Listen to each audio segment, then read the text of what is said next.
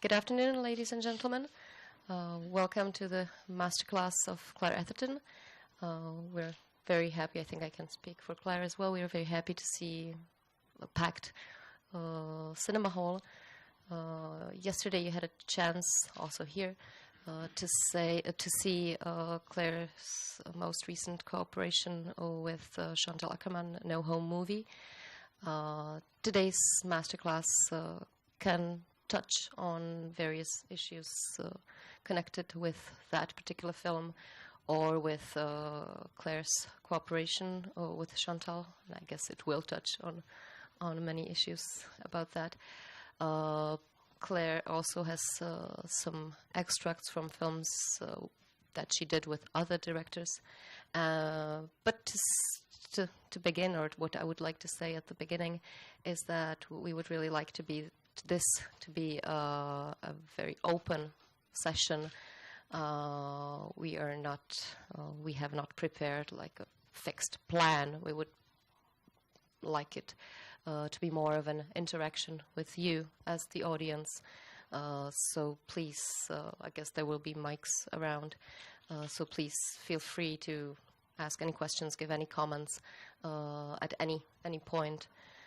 In the discussion or in the session, it will be more than welcome. Do you want to say something at this point? No. Okay. So before you think about what would you like to know, I read about you that you studied Chinese culture when you were young at the university, and it really struck me as something not really usual. So I would like to ask my first question in this connection. Why did you decide to study Chinese? What was it that interested you in Chinese culture? And is it a lifelong passion? Did it evolve somewhere? Well, yeah, I'll try to answer, maybe not directly, but I'll come to it. Just first of all, I want to welcome you and say, I'm very happy that you are so many coming this afternoon. And I think the most important thing in editing is to know from where you start and where you are when you begin, but you don't have to know really exactly where you're going. I think it's very important to be ready to be lost and not have a precise conscious of what you really are looking for. Usually, it happens often that you understand while doing what you are looking for, what the film is revealing to you. And this is very linked also to the question of the movement and of the rhythm.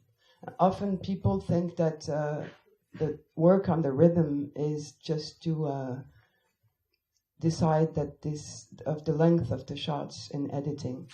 And I think that's probably a misunderstanding of the rhythm, what it really means, because to work on the rhythm is more to work on different echoes that build the whole film and work on different tensions, and also work with the things that are not there.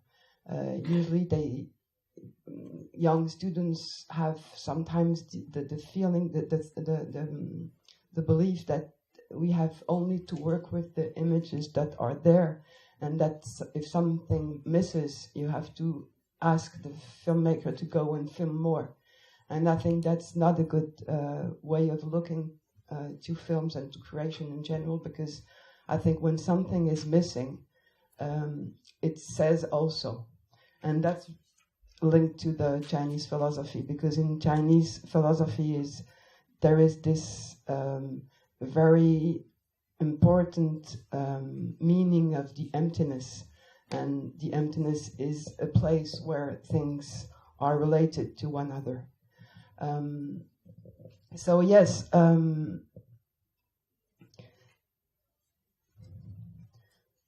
talk about it's Chinese philosophy, I'm not a specialist, but in fact, my first jury was in 2011 in the Film Marseille Festival. I don't know if you've heard of it. It's where I met Marek also. He was in the international jury, I was in the national jury. And when you're a jury in that festival, the director asks you, you have to answer to some questions. They're very well-known questions because everybody's quite anxious about those questions and how to answer. And so I got my questionnaire, as you say in French. And so they asked me how I became an editor. And I had never really asked myself how and how it happened. And so I began to think. And then I realized that, I went into a cinema school. It was night courses school. It was a very technical school. But that's not what led me to editing, because first of all, it wasn't an editing section. There was no editing section in this French school. It was a cinematographer section. And I was going at this school in night courses. But I had always this passion for Chinese civilization, Chinese painting, Chinese poetry, and Chinese language. And I had studied language, the Chinese language. And I know there are some Chinese people, I don't see any here, but in the festival I know. In Chinese language, sorry.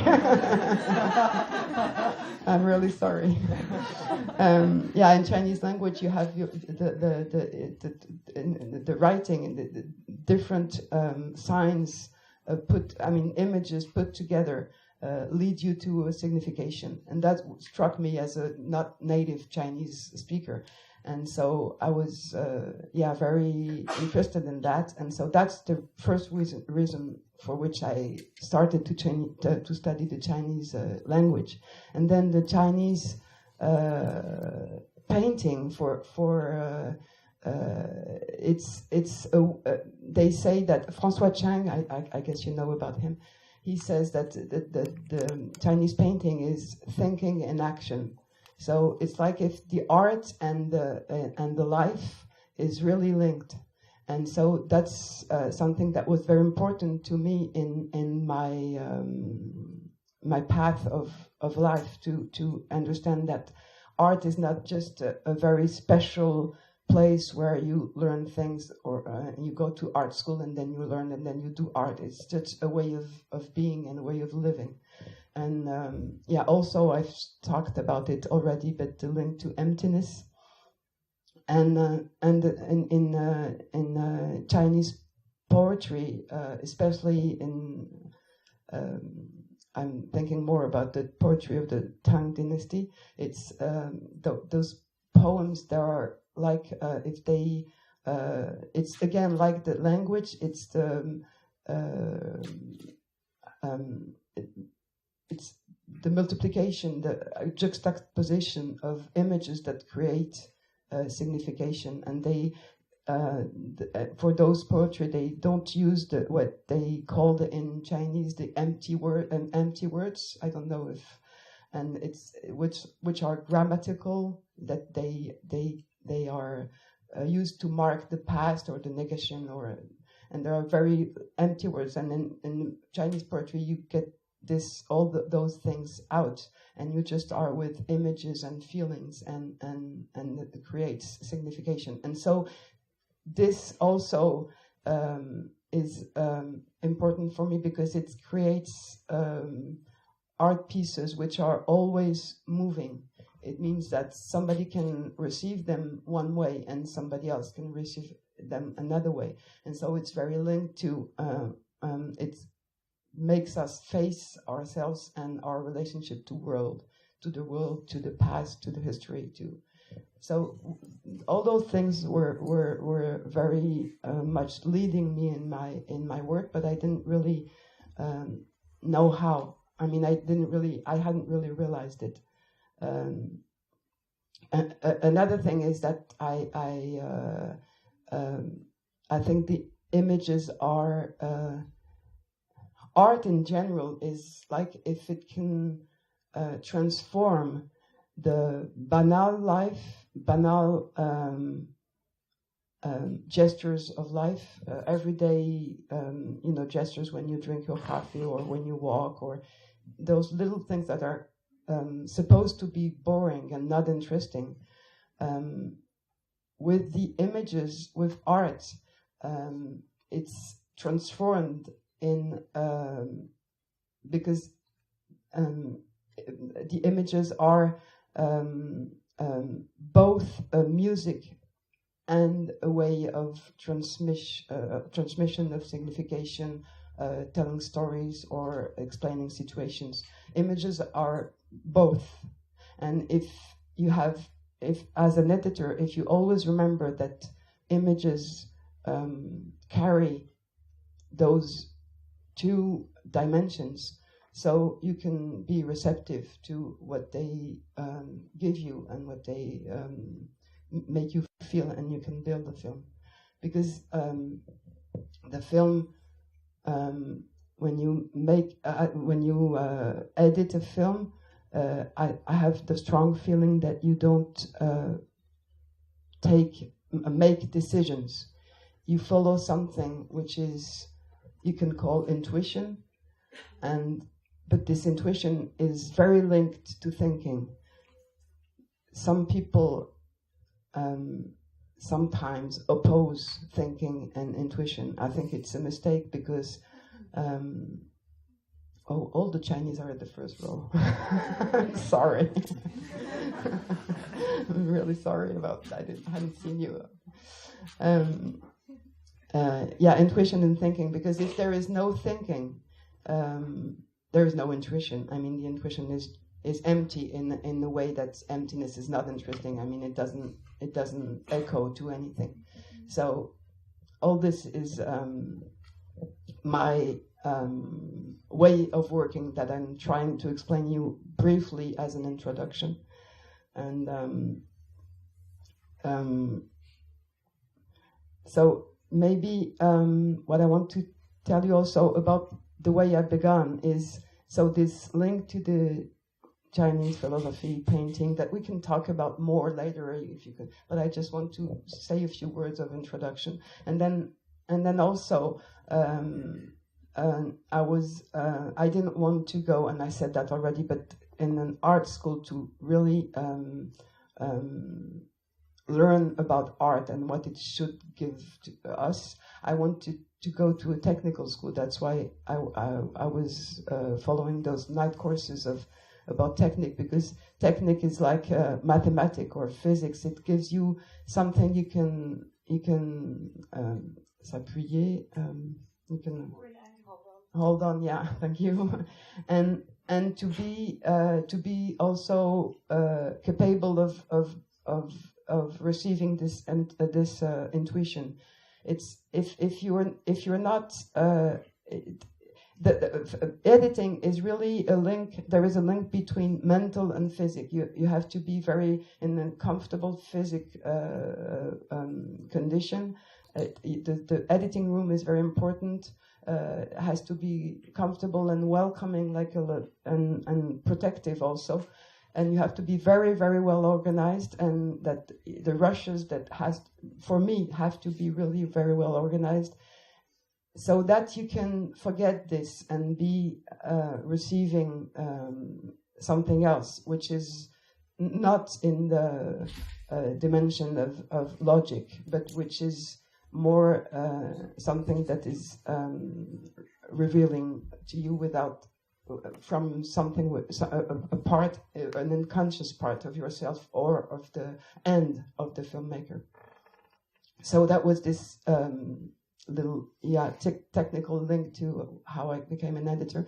And also the third thing was that I thought that I needed to have a kind of a political involvement in life, and so I was working as a technician in a audiovisual center, which was about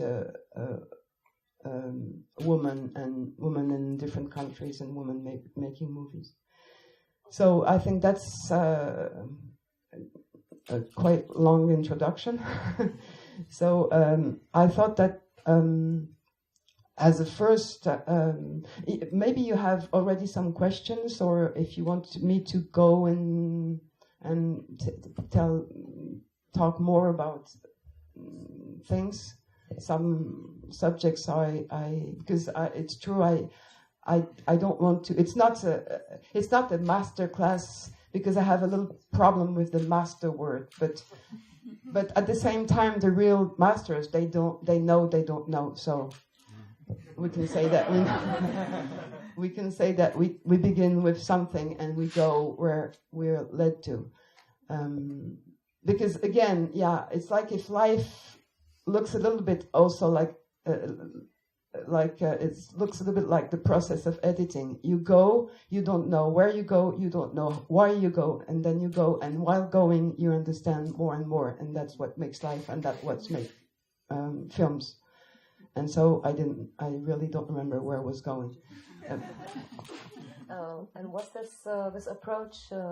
Did you have it like from the beginning, or did it evolve in a way? Because I can imagine if you talk to a producer and you tell him, we're going to the editing room, but we would like not to know where we're going and how long it will take and what will come after. No, because it might be a bit difficult. I understand your question, but it's not. First of all, usually it's not producers who ask me to edit, because it's more the filmmakers that they. Well, it's different when you begin and when you have a certain experience, because when you have a certain experience, it's not different as a way of working necessarily, but it's different for other people. And now it's true that people who ask me to work with them is because they know the way I like to work, so it's different. And so, but I didn't. It's not that it's not chaos the way I'm working. I mean, it's not. I'm very precise. I never said that I don't know how much time it'll take, because that's part of the very organized way of working. So it's true. For me, time is a real substance of cinematic.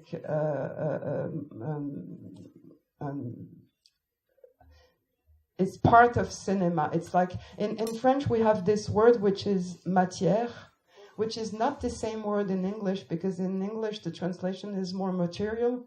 In French, material is more like when you change a light or something. It's more, it's not alive, and matière is more alive. So I found maybe this word substance is more linked to it, and so I think time is part of the cinematic substance you can work with. You have image, you have sound, and you have time. And I think time is in the image, in the rushes, in the film, but it's also in the way you are working.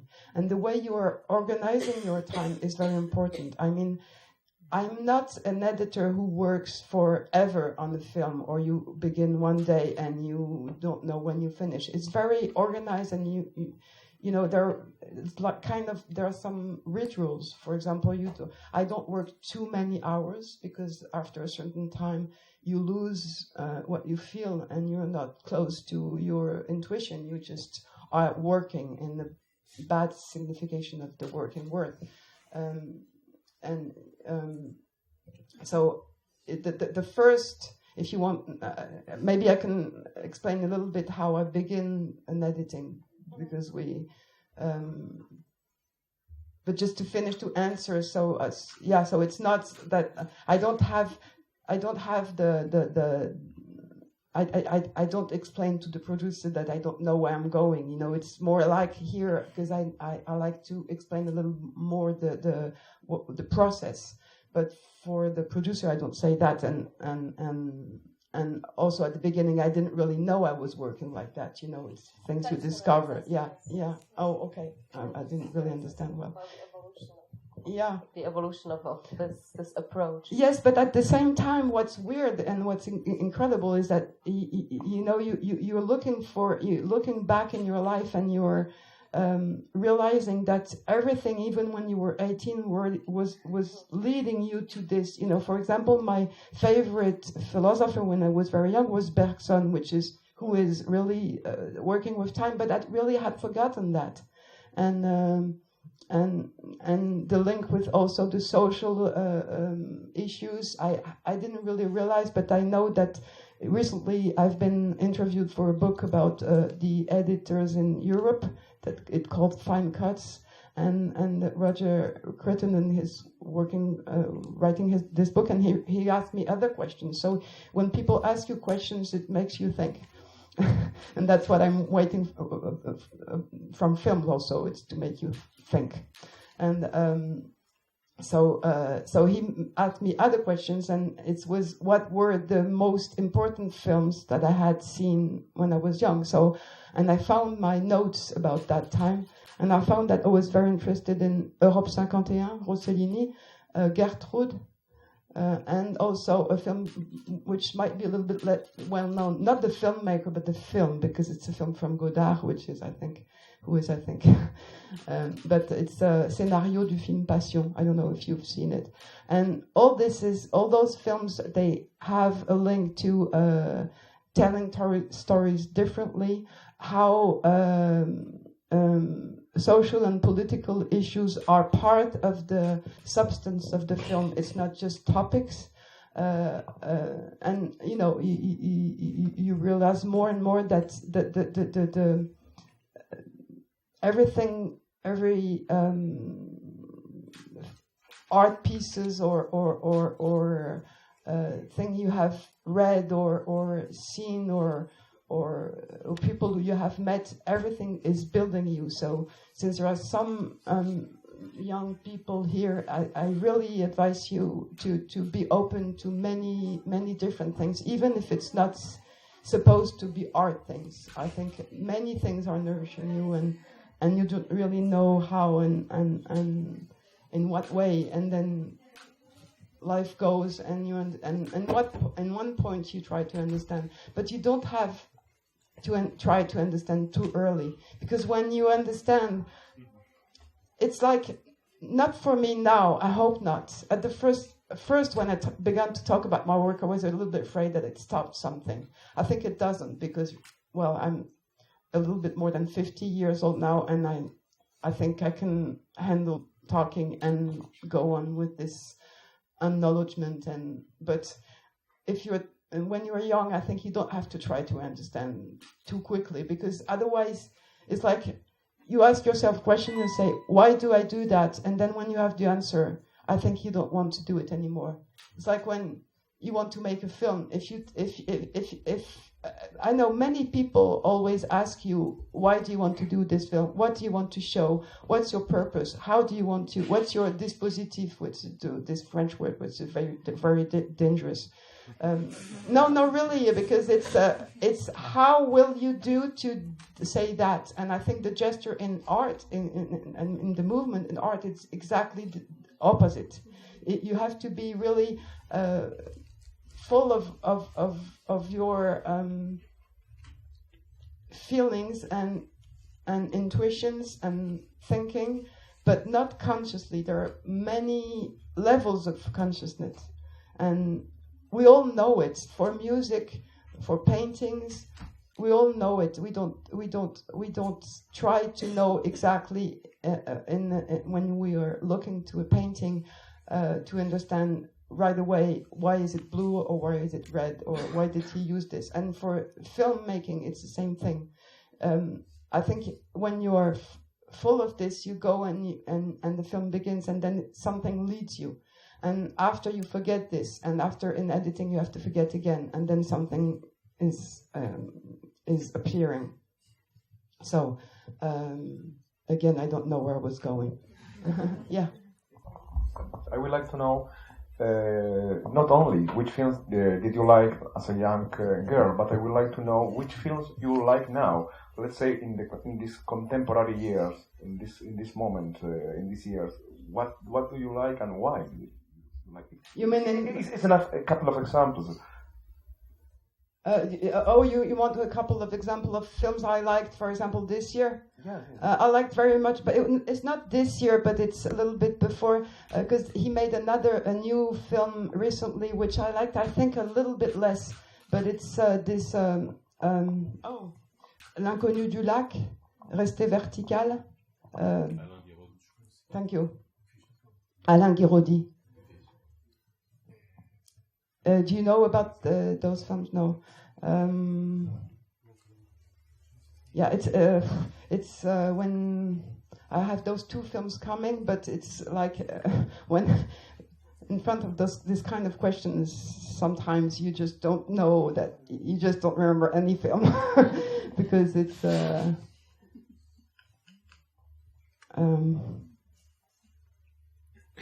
Yeah, I've seen also a French documentary I liked very much. I don't think you've seen it, but it's called Sud au Nord déplacé. It's also about China. But it's not very well known. What can I... And do you feel that it's the same things that attract you now as they were when you were young? As you were talking about Bergson and coming back to think. Yeah, I think it's this. Yeah, it's the same movement. Yeah, it's the films that are not closed and that make you want to think and also it's images who stay in your mind and transform and films that are going beyond their premier subjects. You know, it's like. It's supposed to be a film about that, but it talks also about that. But it's more general. I'll think. I'll try. I promise I'll think, and then maybe I'll answer you later because I'm. But can you think also about the films you have seen during this festival, and if you like some of them? It's difficult for me because I'm in a jury, so I don't. Yeah. Particular things. Yeah. So maybe then you can write a Twitter after the end of I'm not on this kind of okay. Yeah, but I'd be happy to meet some of the directors after. I mean, because it's that's not really part of this class, but it's true. It's very difficult to be in the jury, and I thought it would be. And also, I'm in the Opus Bonum jury, so I'm alone. So I thought it would be really difficult because this responsibility of choosing one film when you know what every filmmaker has put in their film and you have just to pick one or two, it's very difficult. But I thought that the choice was Marek's choice because he chose me. So after it's his responsibility, and that was just a joke. But and also I think that maybe. To be chosen by one person and not chosen by one person, it's maybe more easy to accept than when it's 3 or 4 members of a jury. So I really don't feel or think or that there is there are good films and bad films. I think it depends also on the person who receives it. I think some films can build other images in some people and not in others, and I don't think that the prize is a label and says it's really better, but I'm in this position of choosing. I was quite intentional at the beginning, and then I'm just picking 1 or 2 and but it's true, I had a little interview with the Czech TV, and they asked me if I wasn't comfortable in that position of being the only jury, and I said, anyway, when you're part of a jury, I don't think it's a comfortable position. But it's the game, I mean, and you have to play it. Otherwise, you say you don't want to be in any jury. And that was the little jury episode.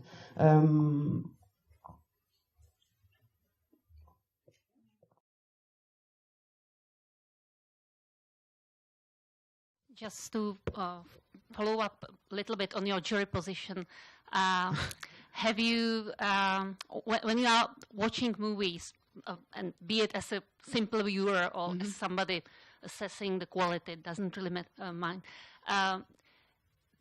do you find yourself following more the editing stuff than the directorial stuff, or how do you kind of make yourself not being an editor as a viewer? Because I think that even the whole process of editing is to forget that you're an editor. Because no, really, because if you don't forget you're an editor, you just you can't see the movie that many times. You have to see the movie even when you receive the rushes the first days, which are the most tiring and difficult days, because you receive all this substance and you don't want to judge, you don't want to classify too much, but you have to remember your first feelings, and so that's a little detour. But after, when you begin to build the film, and you arrive to a first version, you have to watch it and to forget that you've edited it and just receive it and see what's happening. So it's true that it's if you feel that there is a moment in the film which is not strong, or I reflect as somebody who works with the rhythm and works on the rhythm, and so I'm wondering, what can I do? Is it because of before? Is it what's the problem? But it's not like seeing the edit points, and it's more physical. So when I am a viewer, I don't really see films as an editor. Once, even, it was a long time ago, I have a friend who was editing a film, and she asked me to come and see, as we do sometimes. I don't do it too often, because sometimes it's dangerous also to ask the many people's what they think about a work in progress. But I went there, and I didn't understand why she did edit this way, and that there wasn't, the person couldn't talk in. It was only off, images of people listening. And I said, why don't you put the person? And she was like, but you didn't understand, and this is an editor, I don't have it. And I said, oh, I forgot. You don't have to think as an editor. I think it's difficult to explain, and at the same time, it's true that some films strike me as having a really editing problem, but it's films, I think, for which the filmmakers have not understood what editing can do, and the importance of editing. And I think in those films, it's what strikes me as being a big problem is that the filmmaker tries to show everything. And so it's like if he has many video tracks, and he puts one image and another one on another level, and then he cuts, and then you choose the best one, for, I don't know if you understand. And editing is not that. Editing is you choose one shot, one image, you put it, and then you feel what can go after. And then if you want to go closer, you try, and it's not like putting everything and then cha cha cha cha cha. So when it's true that for some films, I think there are real editing problems, but it's more for me, it's part of the film. It's a film problem. It's also a question some people ask themselves or ask to each other is, editing has to be seen or noticed in the film? Well, it's a difficult question because yes and no. No, because if you only see the editing, so it's like effect editing, you know, editing that, you know, does want to surprise you too much, or, you know, when you do too much effect, you know. But at the same time, if the editing wants to be erased, it's like if you just put things and you don't think about the tension and the creating of the rhythm. So I think maybe the right answer would be editing doesn't have to be seen, but has to be felt. Maybe. Could be.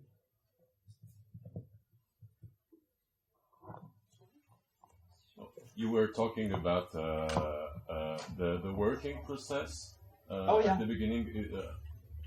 Maybe you can tell us a little. How do you? Yes, I'll try to, but it's quite difficult because it's there is not really a method, but there is one at the same time. But well, the moment where we discover the images, I really want to be with the filmmaker. It's very important for me. I don't agree to see the rushes, for example, at home. You know, they send me links and I see, and then we discuss. That's not. I want really to be with the filmmaker, and I don't want. I need to see not too many hours per day. For example, usually not more than 5. But we discuss a lot, not about what he or she wants to do or wants to show, but more profoundly. If we know each other, we can talk about anything or about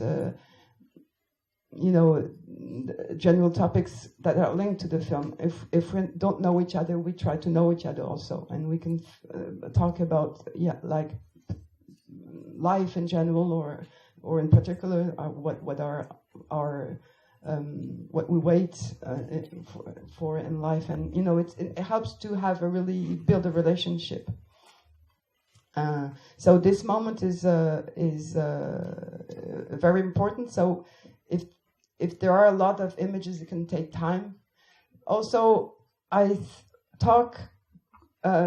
It depends with who, but about what we see, but not about how we will build the film, but about what we see, what the images, what other images it creates, why this one is more strong than that one. How can you explain that? It's always difficult. So maybe sometimes you go and see the previous one again and try to understand more.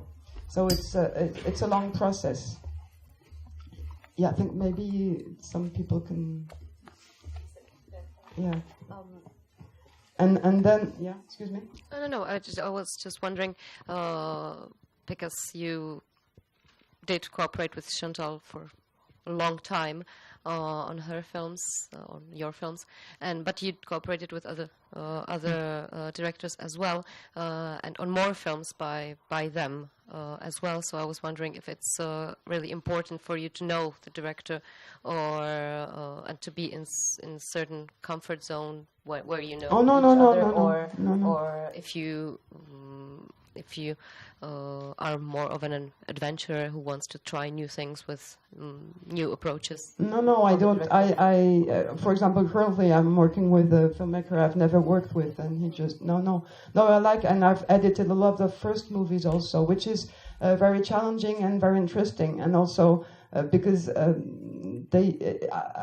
it's like you don't want to lead them, but at the same time, it's just like you want to open possibilities, because, and especially now, more and more, you have to, as I said at the beginning, you have to really explain what you want to do for financial purposes. And so sometimes when young filmmakers, they arrive to the editing point, they're too much full with all those intentions they had to write about, and so their intention, and so all of a sudden to discover that you can just trust the images and forget and be confident. It's a relief for them. So I like this very much. I try to continue my answer about the process. So we look together. That's very important. And then I have this. I'm quite maniac about the order of the bins. The names and everything has to be very well classified, because it's with this classification and in this order that you can receive the rest. If it's chaos everywhere, so your intention, because you can fall all the time. But if you're well organized, so you can when larguer les amarres in French, unattach the boat and let it go. I don't know how you can translate exactly, but and another thing is that I really want to have the organization of the space is very important. I want to have 2 monitors, and one for the bin and one for the timeline and all that silly stuff, and a third one which is not too close on the right and where the filmmaker is sitting, and the sound, the 2 speakers, they have to be around this third monitor. And usually in editing room you have one speaker which is all on the left next to the bins, and the right one which is to the right of the image. And I think the film is the image and the sound, it's not the timeline. So I always unplug and put it there. And even sometimes I add a table so that it's really, separate spaces. And I like to hear a lot what the filmmaker wants to say and wants to share with me. But I don't want him or her to be too close to the timeline and know what I'm trying to do, because how can I explain that? So we look at the rushes, I organize. I have a lot of technical organization stuff to do, which is very important also because my hands are occupied and my mind is free. So I do it. It's like paste and copy, put numbers, organize. With a certain, you take a decision of organization, which is not, it can be any decision. It can be the chronological order of shooting. It can be the places of shooting. It can be how the script has been wrote. The film I'm currently editing, it's a documentary, but it's also, I don't like too much when it's the limit between documentary and fiction. Chantal Akerman used to say that when there is an image, a cadre, and frame, there is fiction. So, and I don't like too much the difference, but it's just to say that they since it's a quite complicated film to shoot, and they had made an order of classification of the rushes according to a script. So I keep it, but I don't follow it. But it's this order. It can be in any order, but it has to be, very clear, very precise, and I rely on this.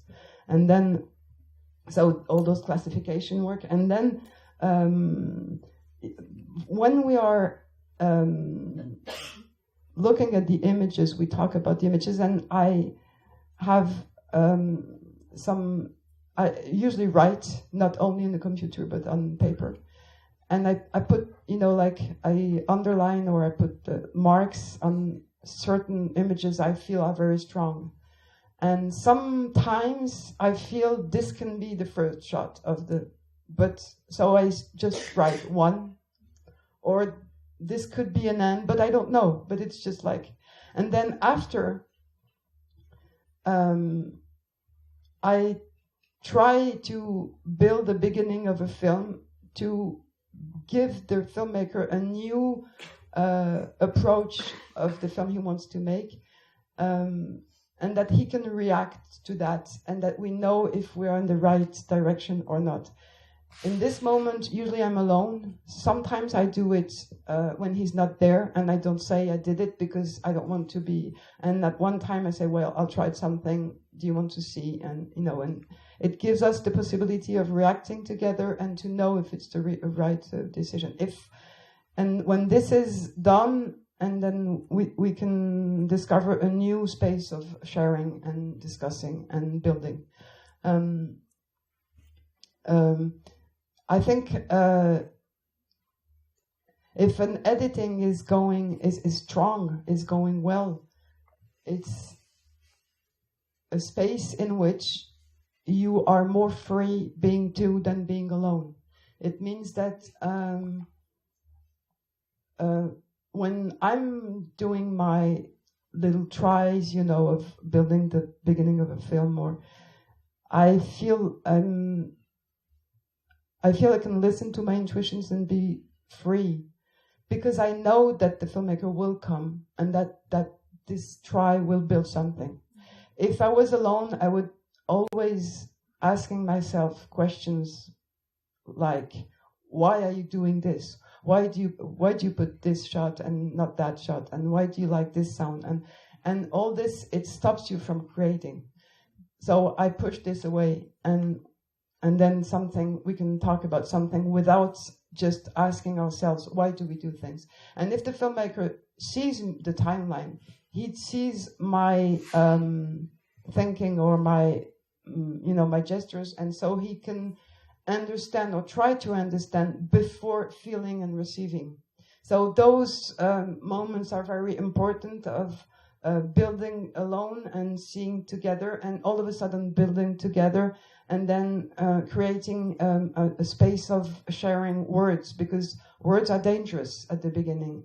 If you want too much to say, I want to say that, because again, it has to be the images that come to you and reveal a signification, and not in the other way around. It makes me think of another big, very important influence I had, is because I had the chance to see when I was very young Einstein on the beach. It was the world premiere in Avignon. I was like 15. So I think that was something really important and fundamental for me in my relationship to creation, or to be next to somebody who creates. And I think, it's like by the substance, rhythm, repetition, time, that things appear. And even if it's, as I read a little text of Chantal yesterday night, I don't know if some of you were there, but even if you are waiting for things to go to the next, she was talking about waiting for the next shot, she was talking about time. For Einstein on the beach, it's not the next shot, but it could be, when will it change? I don't know if you know about this music, yeah.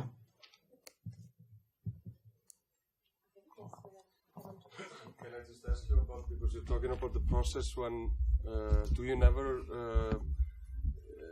come into the process before actual shooting? Do you prefer to not to, or about discussion with the director about how he shoots? Or the question is about, I'm just saying, for cameras and the other audience, the question is whether you start to cooperate with the director even before the shooting process, or not, or you come in later. Well, I don't discuss the shooting process, the shooting choices, but it's true that when I know some directors, they become your friend. I mean, it's especially Chantal, but others too that are very close to me. So it's evident that we talk about what they want to do, but it's never about how they are going to film, or because that's even dangerous for me to yeah, even sometimes I will soon be working with somebody who's really very close to me, and I don't want to. I know that she's currently filming often, and sometimes I say, how is it going? And each time I say that, I shouldn't ask because it's too close, you know. After, and I want this distance always, but. With Chantal, for example, she didn't really. She never told what she wanted to. She never talked about how she would film or anything. For example, the film I might probably, if we get to this, show you the beginning is South, which is a film that she made.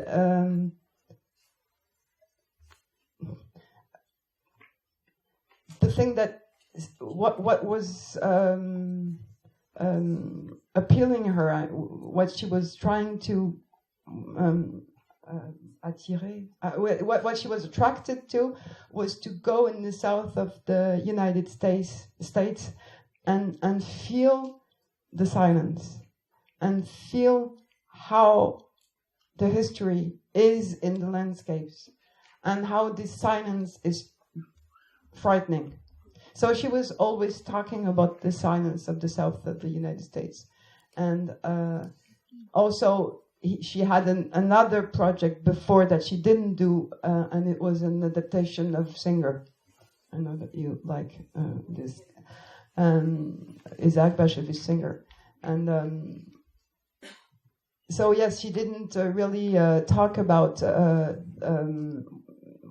what she really wanted to film, just about feelings, about a desire.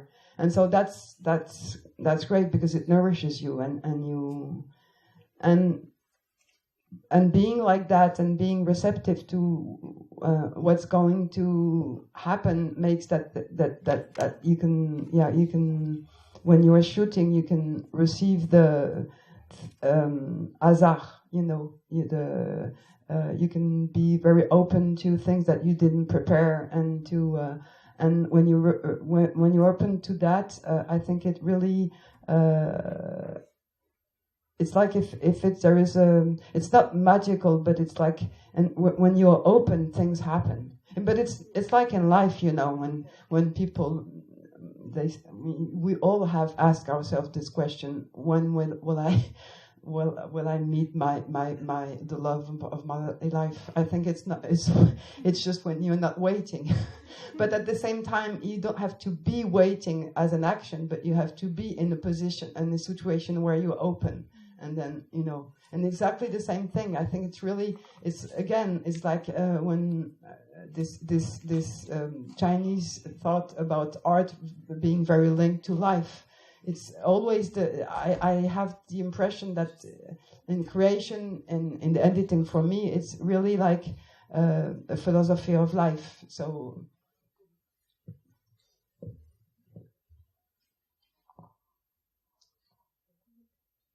Yeah, maybe if you agree, we can show the. So since it's I think sometimes a little bit weird to show extracts of editing of films for editing, because I don't want them to be examples.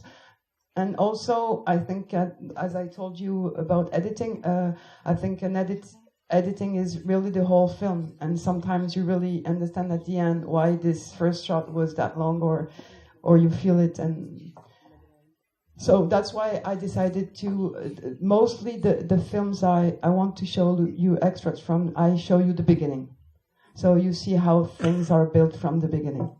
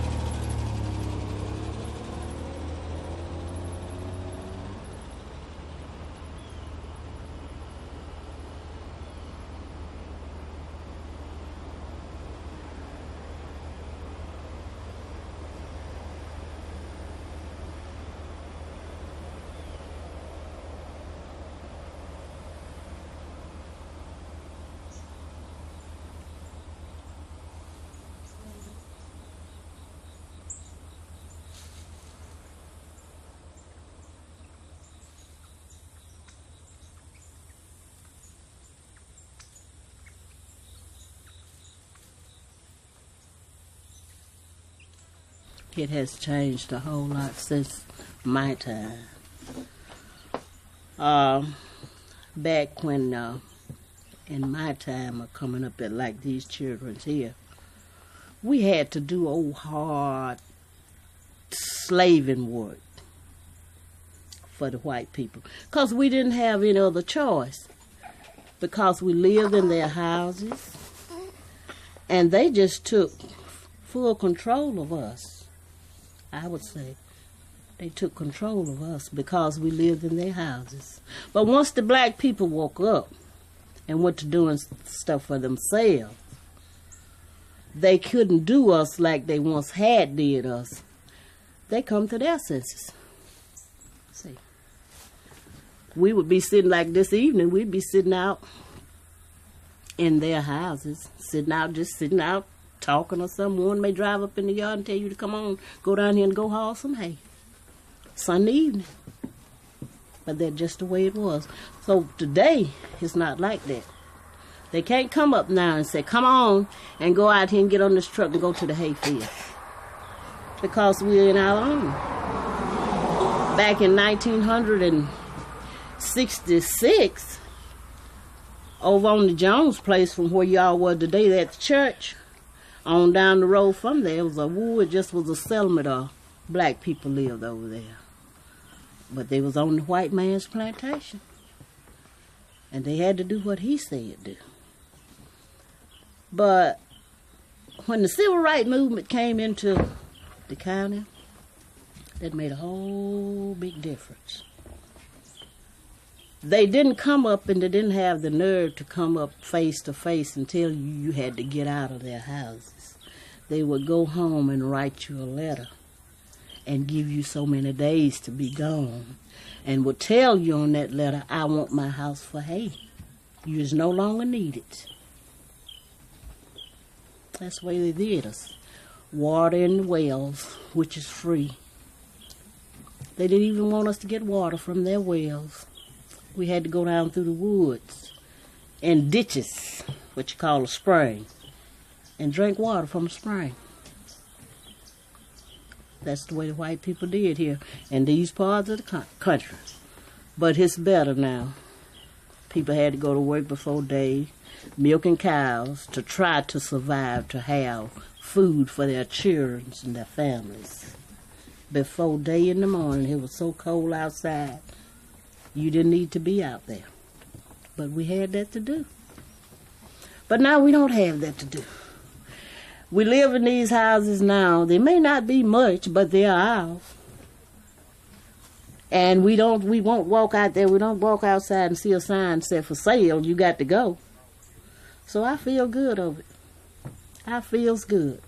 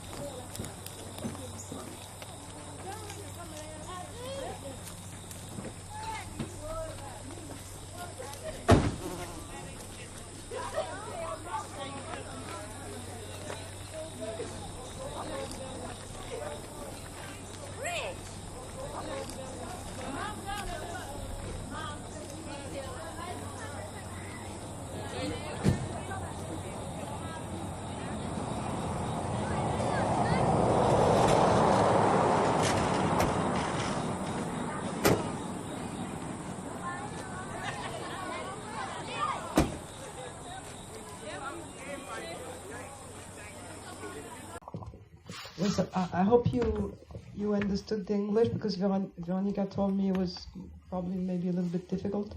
No, I mean the accent. Well, the accent, I meant the southern accent, might to some audience. Well, but be a bit confusing then. Wonderful. It would be much worse. That's true. So I can tell you a few words about this beginning. I was telling you that Chantal wanted to film the silence and how the history is inscripted in the landscapes, and so I showed you the beginning because it's like I will try to describe the process. But wasn't a really conscious process saying that we didn't want to do this, to do that, and then arrive there. But you see that the first shot, it's a church, it's a church for white people. Even if you don't see it right now, you can see it later in the film because there are other white church for white people, and then you see like something which is quite calm and even smooth there in the, like if everything is going better. And so it begins with the present, and so knowing where you're going from, where you are leaving from. And you know, this lady who's working on sitting in front of a wooden house, but you also see this image of the prisoners, and even if you don't link it right now with the rest of the film, it will be linked to image of black slaves working in cotton fields. But that's today. They're prisoners from today. But it's not. It's the present that refers to the past.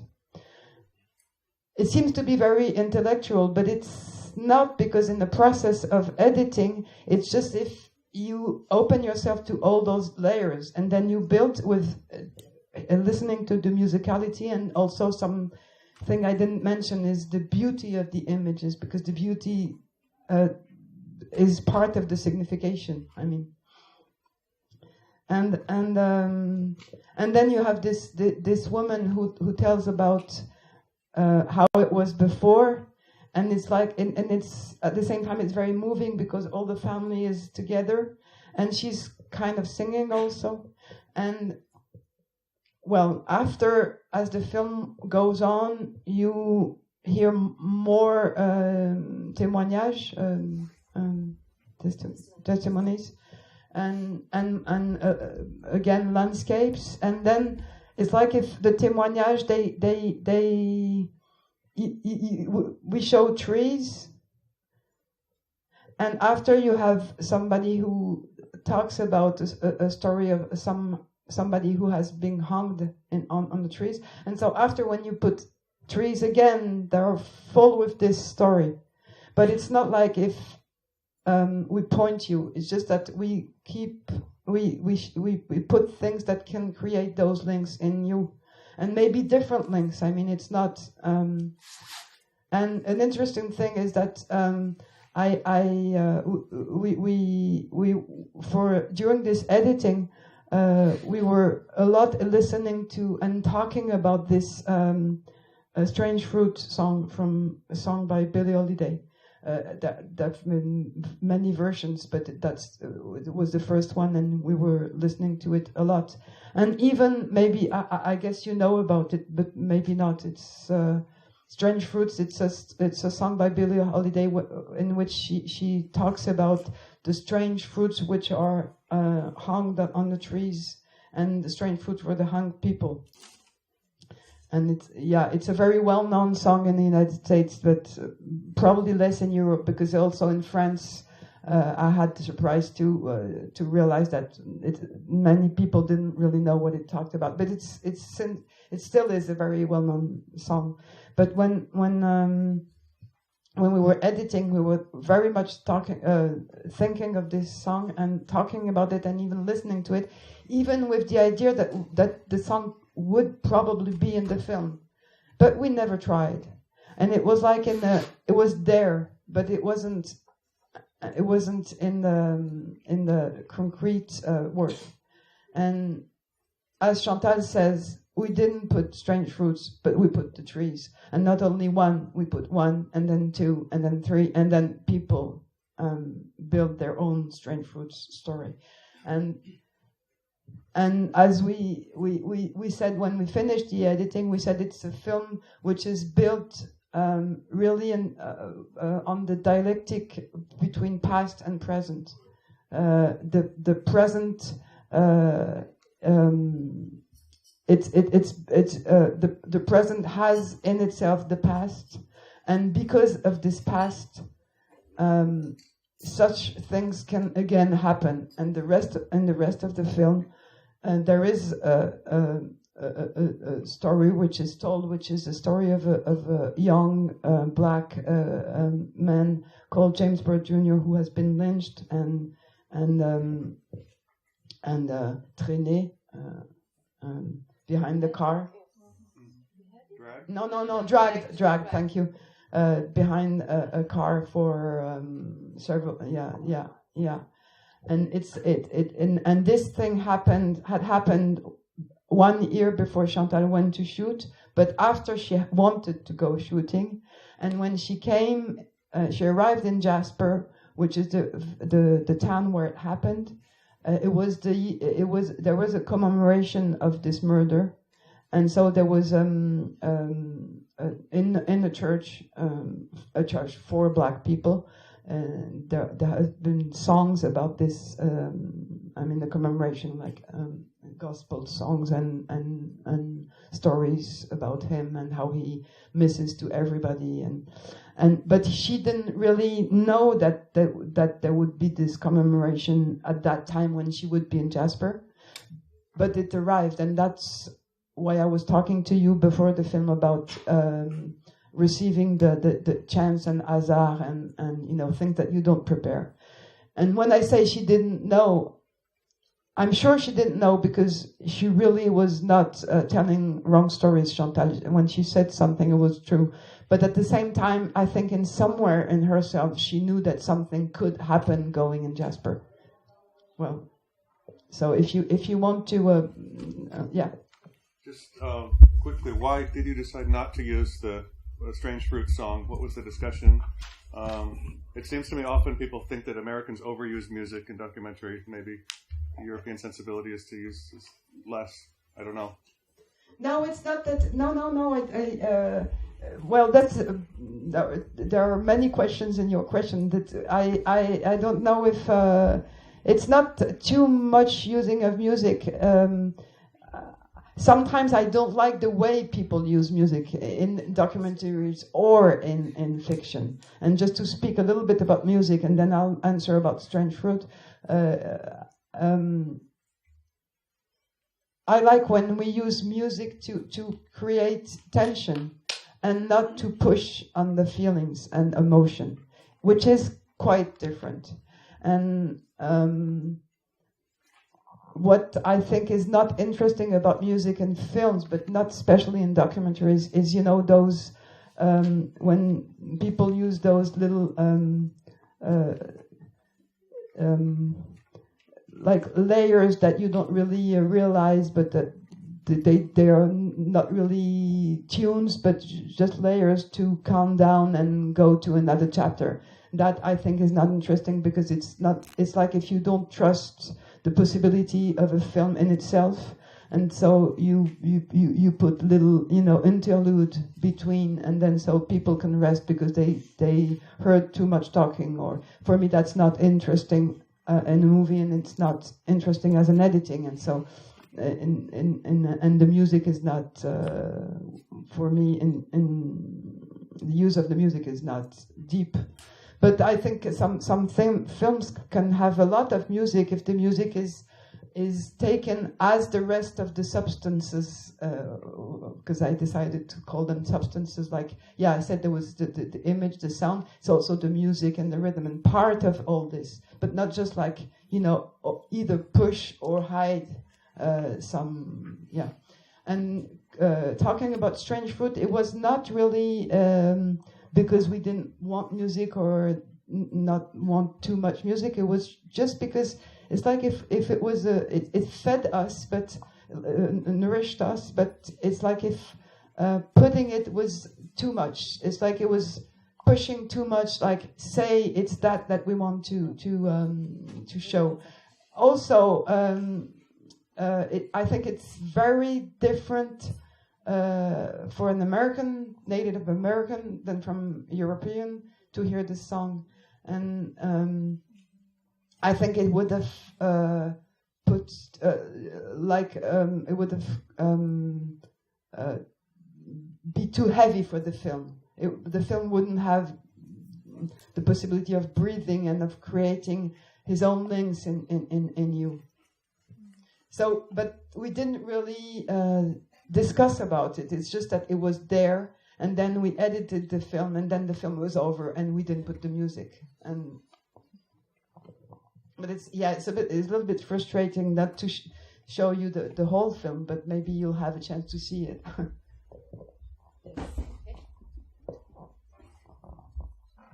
I would like to ask two questions. One is more technical.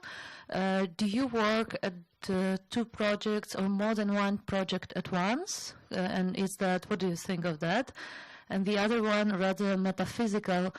When is the moment when the film happens? You know, while working on the film, is there a moment when it's there and it won't be something else from now on? That you are, do you know what I mean? Yeah. The it moment, so to say. Well, the first question first. First question, it happened to me to work on two films at the same time. It's not easy. I don't think it's a really good thing to do. But yeah, even to, you know, because when I'm currently editing a film in Paris, I had to go last week in Basel and this week here. It's not easy, but it gives a distance, and I prepared very well my coming back in Paris. I have a version of the film which is 40 minutes. I know only 32 because I didn't see the rest, and so I'll begin Monday morning with having forgotten everything, and that can be very interesting. And we'll be together with the filmmaker, and so we'll discover again. Although also.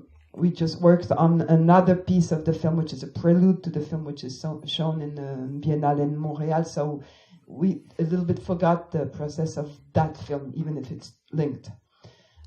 So if you can profit of the distance being somewhere else to come back with a new look and a new way of working, that's great. But if you are editing two films at the same time, discovering the rushes of one film and then the next week of another film, that's not possible. It can sometimes cross, but it doesn't have to be the same step, you know. Sometimes you begin a film and you didn't finish the mixing of the other one, so you have one day go to the mixing studio, or you have a screening just to be sure. So I link to the second question, to be sure that the film is over. See, I didn't do it on purpose, but it makes me go to the second question. Yeah, there is a moment where you just feel it's there and it won't change. It's like for me, the editing is more like a sculpture than a writing, because you work with the material, with the substance which exists and which is alive, and you put things and you build something which is physical. I mean, you put, and when I say things, I'm talking about you put physically pieces of image and sound on the timeline, or like before you were using the scotch, and so it's not take off, it's to put, and it's physically a physical gesture. And when you have a first draft, so you look at it, it has to be the best moment for you in the day. For me, it's the morning. For Chantal also, usually. So I try that we look at it in the morning, and if the filmmaker likes the evening better, because some filmmakers, they don't like working in the morning, so we do it in the night, I mean in the evening, but we don't work during the day, because if you work and you see the film, you just see what you've just done. So this distance that you're working on is very important. And so you see it, and then you see that something is not going well, and that there is something which is too long or too short. And once Chantal used to like very much to tell this story, that once we were on that kind of screening, and we looked at the film, and we found that there was a problem. We thought that there was a problem, and I said, it's too long, speaking of its particular traveling, and she said, it's too short. And immediately she said, we agree, it means that there is a problem. So you have to really realize that there is a problem, but not really right away look for a solution. I think looking for a solution too quickly is not good advice in editing. Even solutions, it's always a weird word. It can happen that you find solutions, but it has to be stronger than that. It has to be stronger than it works. It works, and so what? Everything works. I mean, anything can work if you make it work, but it doesn't lead you anywhere. So everything, all this to say, so you feel thing and you work, and then it brings you to work on another moment of the film, and then you forget that you work on the sound, and then 2 days after you do another screening, and that's the process of editing, how it goes on. And one morning you do the editing, and you say, okay, it's there, you feel it. So that can be, sometimes you want to have 1 week of rest and see it again. It depends also on with whom you were working, because when you know very well the person, and like Chantal and me, we were like, she said it was a symbiosis. It doesn't mean that we agreed always, but we were in the same, we were in confidence, and we had the same feelings, but we wanted to arrive to the same. We were looking for the same feelings, but sometimes, as I just told you, we didn't react the same way. I thought it was too short, she thought it was too long, or I thought we should begin with this, and she said, try with that, and then it's not like, okay, we say always the same thing, but it's this confidence. And so with working with Chantal, she's a very strong person, and she never told me what to do, but her way of receptions of the work we were doing were very strong, and she was speaking about emotions, even colors. She said she liked to put colors to the shots, like the white shot, or the green shot, or the calm, emotions like this. And so it was very strong what she gave me back when we were looking at images, looking at the editing, the filming process. And she knew very strongly also, she trusted very much what she felt about when the film was finished. And she, so it was like something that was talking to us, like it's over. With some other people, when it's the first film, or sometimes it can take a little bit more time.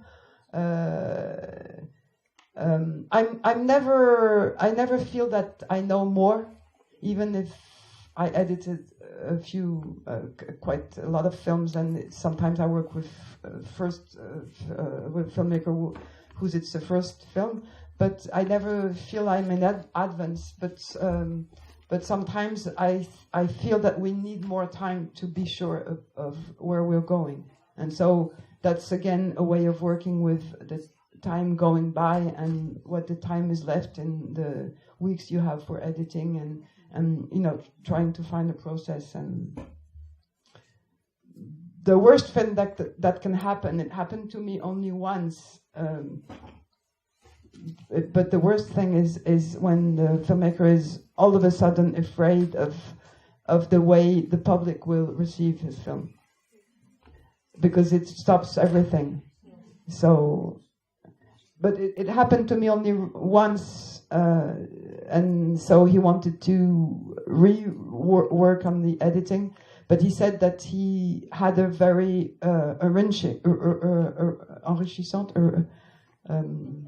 enriching experience with me, but that he didn't think it was the editing of the film.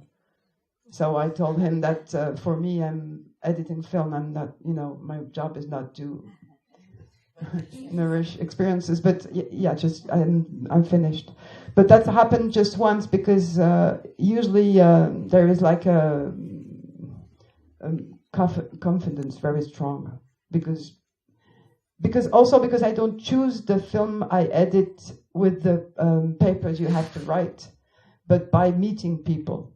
So we talk, and so we know if talking is possible or not, and if we can share.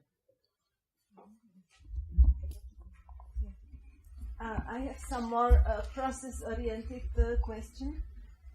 Let's say, so you finished rough cut, and you go to grading and sound mix. And you know that during grading and during the sound mix, you usually find something what you would like to change or something. So do you work further on the film after those two? No, it's usually when the editing is finished, it's finished. The color, the grading, you mean the color correction? Is that, yeah? The color correction, it's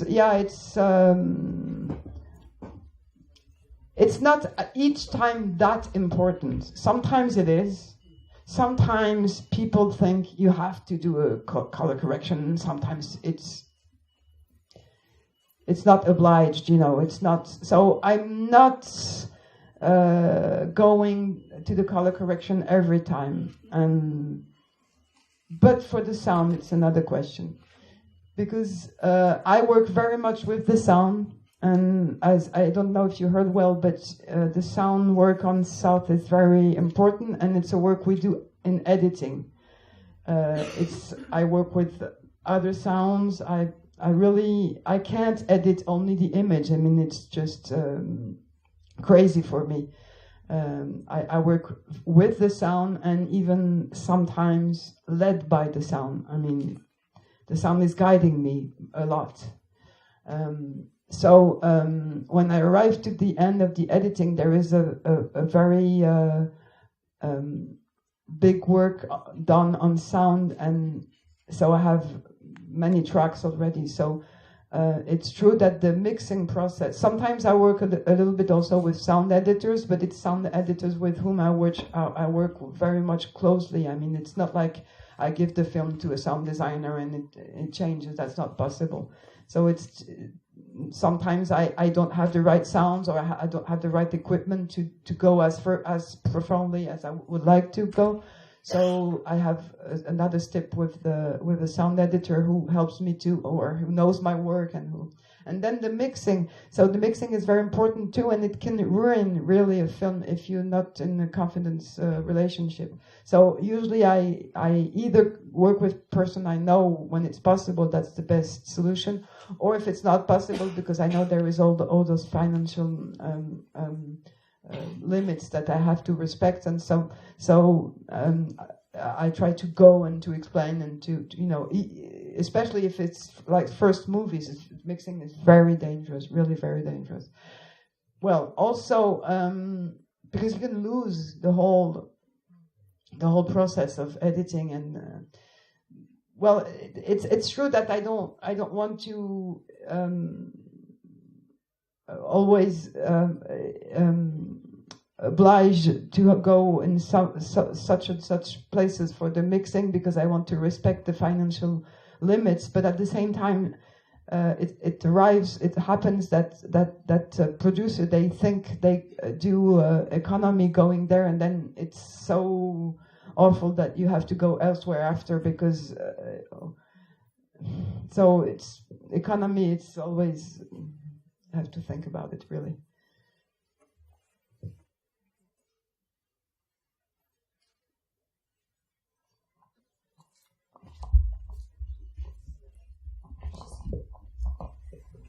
You've been talking a little bit about your cooperation with some directors, so I would like to ask you how to define the border between the editor's work and director's work, because sometimes for me it's hard to say what is your job and what is not. How do you define it? Oh, it's very different. It's really very different, because the director's work is really it's from the beginning. It's the film is born in his body and mind, and not in mine. So that makes the really big difference. So in the process of editing, sometimes it's like, you know, when you say it's me who propose, who I was about to say have the ideas, but I think it's something else than ideas. But you know, have the gesture to do things and to. But it's not my film. I mean, it's just a work that we do together, and a space that is great and that we can share. And if there is confidence, the filmmaker is not afraid of me taking too much space, or because we are just going in the same direction. And I try to help them again to forget and to you know, not to be holding the thing too much, but to let it go and to let it come back, and come back a different way after the trip of the film. It's in this process of respecting this that the film can stay after alive also, and not being tight in special meanings. But it's really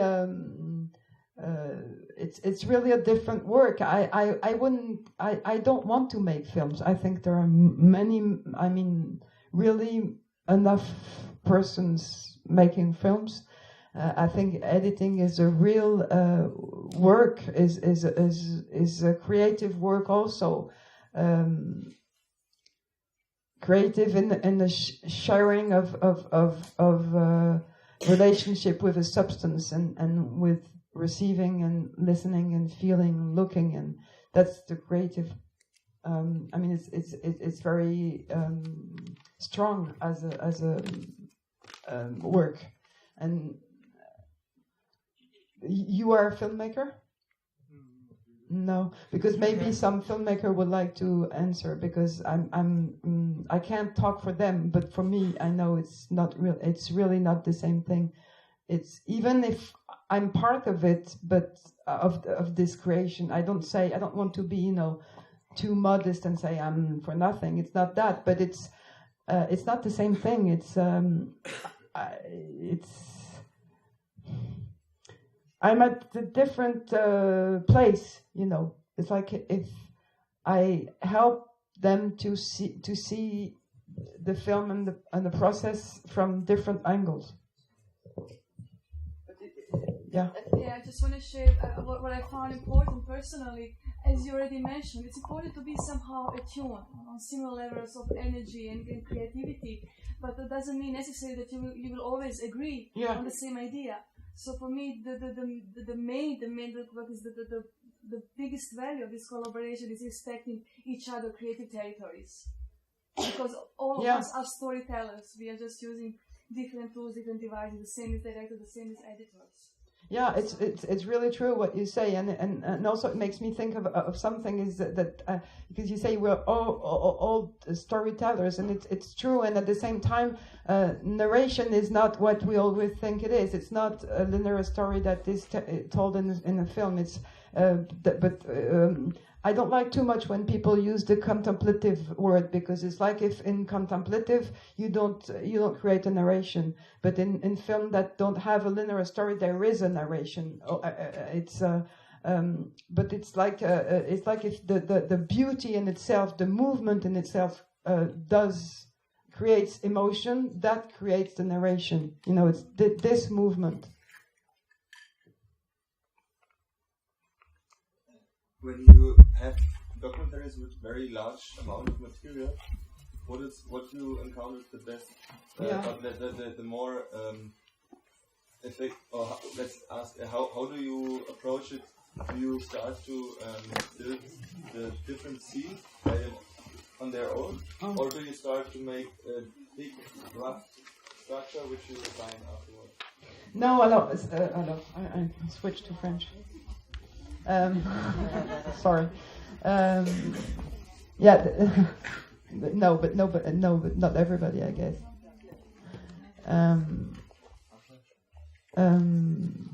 When there is a lot of material, it's difficult. I have two answers, because the first one is that it's difficult because since I can't, as I told you at the beginning, see too many hours a day. So I said 5. Sometimes it's more if it's, but you have to be receptive. If you do more than what you can, it's just you feel you think it's not good, or you think you don't feel anything, so you don't write anything, and then it's back because you're tired.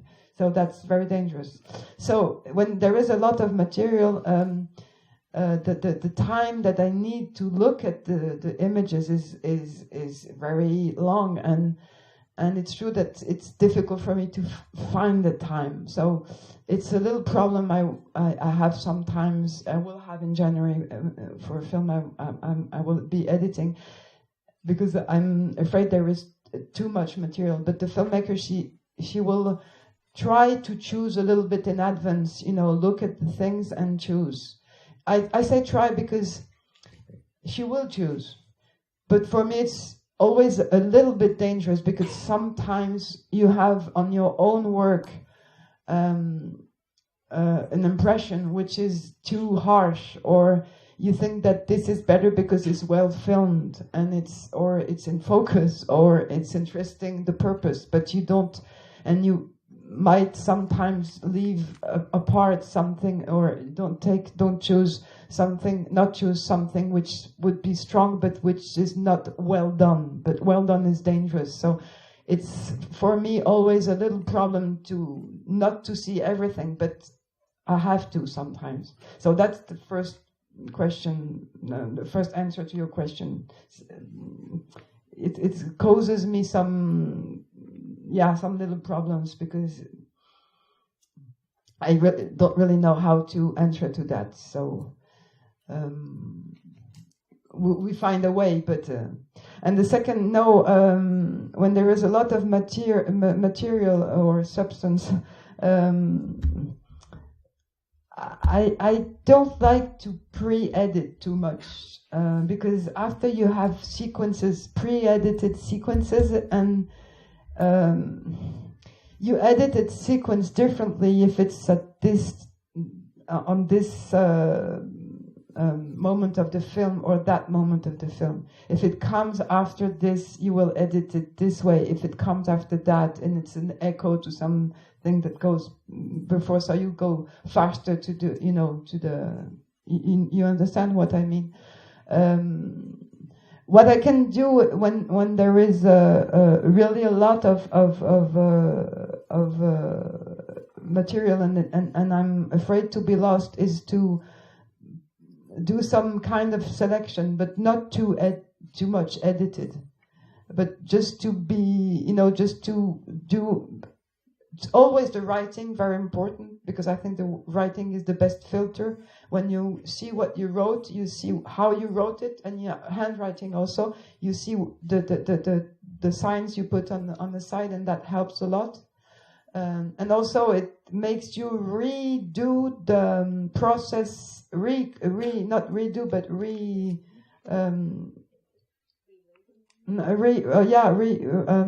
relive, yes, rethink the process, refined, recall, remember.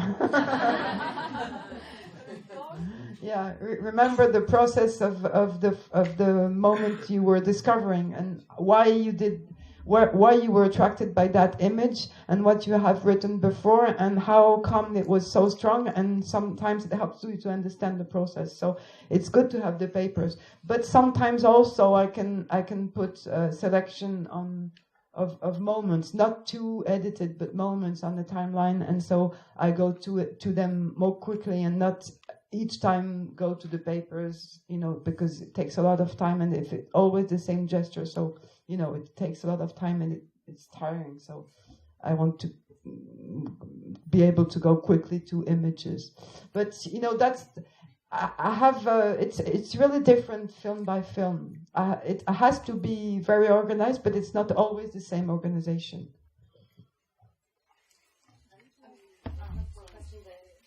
But just to finish, because I never do. Yeah, that was about the sequence, but I never work with a 5 hours film and then reduce it to 1 hour. That's really not my way of working, because it's because it's not for me. Editing is not taking off, but putting. It's about addition and not subtraction.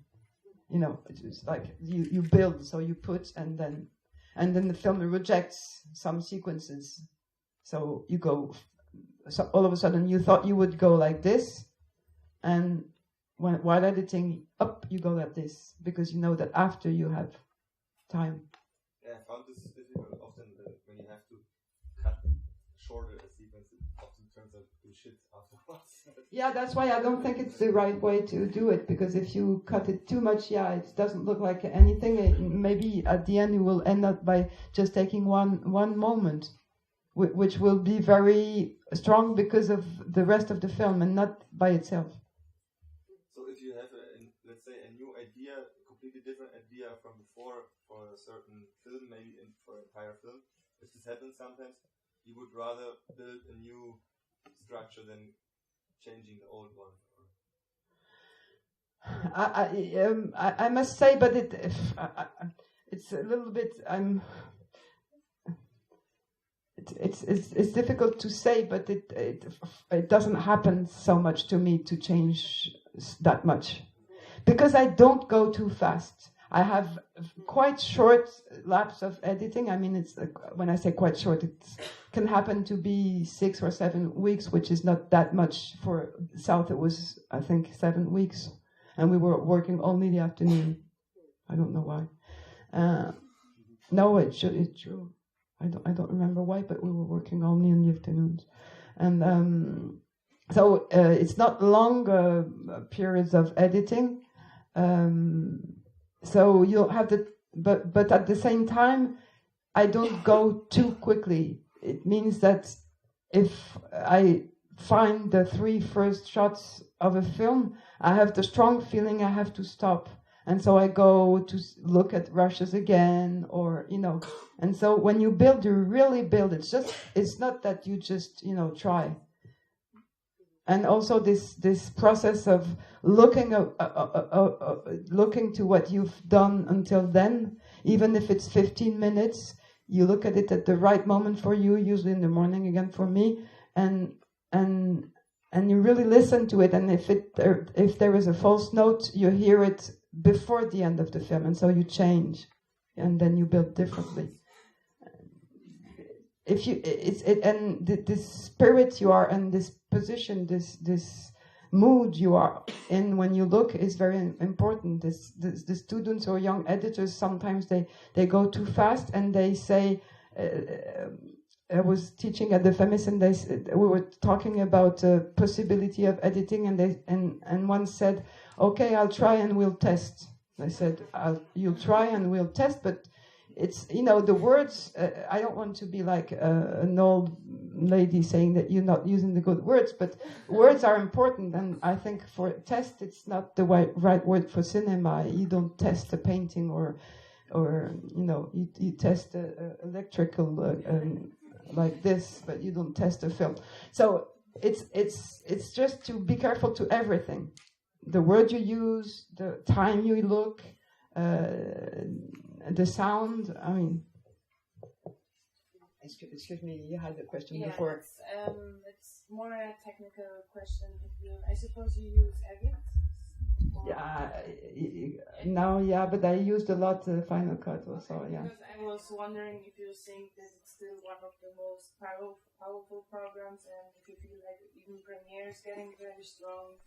And if you feel like, because like, I mean, actors have to be always very up to date also to all this, if you switch a lot or if you maintain always kind of one program on which work, or is it more project related? Like it's project related, yeah. I've been, the first editings I did were mostly, I mean, not the first one when we're in video and film, but in this kind of new, it was in Avid because it was that at that time, and I worked with another one, Média. I don't think you heard of it. And then the final cut came, and you know, I'm as I told you, I'm often work with young directors, sometimes with first films, and it's usually not really well financed films, so we manage with the program they have, or because I don't want, I want the space to be really nice and that we have a good sound, but I don't want to be exigent on the program. Yeah, yeah. When I began with Final Cut, I didn't like it, and then I got used to it. Now I like it, and now I'm back in Avid, and I think at the beginning I didn't like it, and then now I like it. So. I don't think it's important.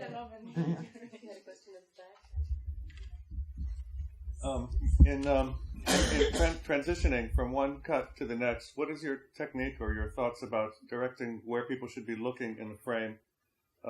Into the next shot, so that in case either a title you've created or a sign or an action in the background you want them to notice.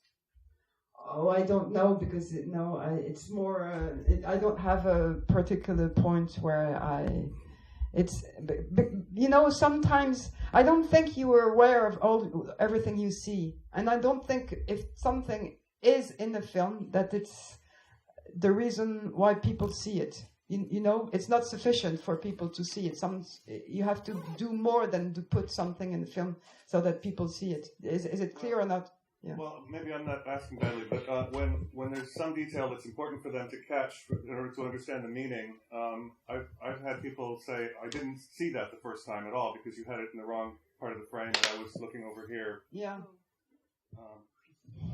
Yeah, but I don't have an answer because I think sometimes you'll miss it and sometimes not. But I think if the film shouldn't be based just on this, and if you miss this thing, you'll catch another. You know, it's I know probably some people they have ideas about where we usually look, but I'm not sure about that. But maybe it's different kind of movies also. So you don't worry about it? Not really, no. The action's happening in the lower left in this scene. No. Sometimes I make an edit, and then when I go deeper in this questioning about this edit, as being an editor at that time, you know, considering myself as an editor, you have to see if my edit is good. And so I see things and I see, I should do it better. So I take out a few frames so that it's better. And then I see it again, it's worse. Because sometimes when it's a little bit like that, you know, it creates something. So you don't have to respect rules. And so for me, I mean, that's my way of working. It's not... and it depends also the kind of film. As I said at the beginning also, there is not only one way of editing. There is not one choice, which is the good choice of the prize for the awarding on the festival. It's just my experience I want to share with you. That's why I want people to ask questions and that it's not a masterclass, because also it depends on the kind of films, you know, you edit. It's for me, it's more films that in which the narration comes from under the. It's not the first thing you see. You know, the clue are the narration reveals itself little by little, and you have to be patient and you have to trust your feelings and not. So it's in some maybe films that you're talking about, and some editors might have talked to you about. It's different questions, which I think it's interesting too. It's just not. It's like for me, it's a different work. You know, it's. Well, I guess there's also the different need. If it's a clip, for example, promotional, then you need to convey a lot more information. That's what I wanted to say. if it's a clip, it's exactly the opposite of what I'm working on, so I wouldn't know. And also if it's a series, you know, American series, which some people find are very interesting. I don't really have time to go in this and to look at some series. I don't think, for me, for now, it interests me too much, but I don't say it's not interesting or it's bad. And I think the process of editing is totally different. It's just another work. I've been working a long time ago for documentaries, much more for TV, Arte, and you know, more about geopolitics or relationship between Pentagon and Hollywood, and it was very interesting, but it's just not the same work. It's just, and the work I love is the work I'm talking to you right now, but it's not that I think it's you shouldn't do it. The only thing is, I'm sorry. The only thing is that we are here in this Ji.hlava festival, which protects this way of thinking and the way of creating. But the only thing is that I want to resist also, because there is a mainstream thinking that tells us that our way of doing is not the right way, and in the documentary you have to understand in the first seconds where you are, from where you talk, what do you want to say, and who is talking, and no, but people say that, tell you that seriously, and it's very dangerous. And so in that case I become more like it's my way, and I want to resist and explain you my way. But if nobody is accusing my way, I don't accuse the others. I mean our way here, I think. Thank you. Okay. Yeah, and I bet you. I have a question. You talked a little bit about being really concerned about organization and putting everything in bins. That's a really creative process. At least in my work doesn't. I actually edit my own work, which may or may not be a problem.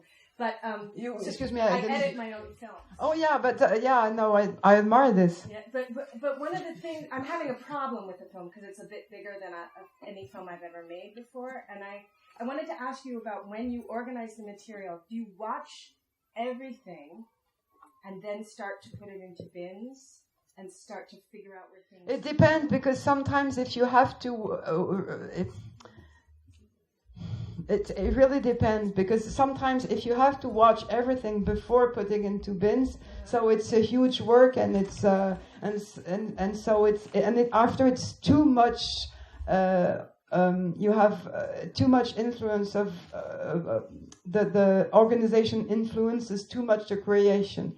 So in some cases, it's good to have, like you want to put the inside and outside in different bins. But in some cases, it's better to, just 1, 2, 3, 4, 5, and then it's your note that, and then you can work with colors, or it's difficult. But you don't have to have a system which is too complicated and too much linked to the final film, because otherwise it'll keep you from this freedom of letting things come, because you have this, you think you have to follow the classification.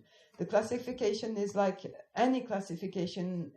So I am sure I'm not classifying my papers the same way you do in your home, and I think that has to be the and you don't classify your income tax papers the same way you do with your, I don't know, your what other papers I think of. It's very practical and personal. It's just how you will yourself find your way back without being too much, Yeah, my question is about, like, you are talking about how intensely you are working, like looking through the material for weeks and editing for several weeks as well. And I was wondering how you get rid of the process, the creative process that's in you and takes with you. Like, how do you make space between the times when you really look at the material, and how do you, let's say, free yourself from the material after the process has finally ended? I didn't understand. Like, let's say when you finish with the work, how do you get rid of the work inside and you're carrying it with you? You mean when the film is finished? Yes. Because and also during the process. She means when you finish the rushes, when you finish all the materials. Oh, no, sorry. I meant that when, let's say it like that when you finish the process, when the film is ready, and you have been carrying it with you for a very long time, how do you kind of let it go? And how do you... Because when the film is finished, you want to share it. Yeah. So it all of a sudden it has its own life. It doesn't need you as protector anymore, and it has to meet people. And the most painful situation is when the film is not seen, because since I sometimes choose to work with fragile projects, which are first films, or when I say fragile, I don't say that the films are not strong, but the conditions, and sometimes it happens that the film is not chosen by anyone, and that's very, very painful. And of course, much more for the filmmaker, because I have more easily, I go to another film, and sometimes I feel guilty because we share it so much, and all of a sudden he's alone with his film that's not seen, and I'm with other films. And there is a film right now for which I have a very profound and deep link and like it very much, and it's not seen at all, and nobody wants it, and I don't understand why. It's thanks. It's called Le Juge. I just really want to thank you for the class. Yeah, because I have to leave. So. Oh, thank you. What's the time? Oh yeah, it's 10 minutes after 4. So. We have time for a couple more questions. Sure. The questions that we'll start there and we'll get back to you. You talked in the beginning about the importance sometimes to have things that are missing that are not here in the film, and that it can be good and important for the film. And I wanted to ask you, when you see rushes, does it happen to you sometimes to think that it will be not possible to make a film, or it will be very difficult? And if yes, why? What is the point? Or do you think that a film can always emerge through some rushes appear? Well, it's true that all the films are not as strong from each other. That's, you have to admit, even if in the process you believe in each film the same way. After, when you get to the first screening, public screening, something happens more or less. And that's an important moment also to separate from the film. To let it go, as you said. I think you can't push too far what I said about the thing that are missing, because it's true that you have to hold on something. You have to have something. But what I wanted to say more is that when something is missing, if you go and question yourself and the filmmaker about why it is missing, sometimes it tells other things. And for Le Juge, this film, which nobody really chooses, which is a film by Andreas Bohm. He's a half Hungarian, half German filmmaker. And but it's more fiction, so I don't even think he sent it here. So it's not to criticize Ji.hlava Film Festival. It's just so in this film there was one scene in which we were hoping for something, and it didn't happen the way we were hoping for it, because we thought that we would put the voices of it's about the trial, and the voices of the trial on that scene, and when we did it, it didn't create anything, and it just like if we were not going in the right direction, and it's because it's a man's voice who reads a woman's trial, because the women have killed all the men of the village in the 19th century. And so there was this trial, and it's the man, the judge, who reads. And he thought that we would read, that the man would read this on the scene of the woman. And it was too much like if we had taken off their voices. It was very violent and nothing happened.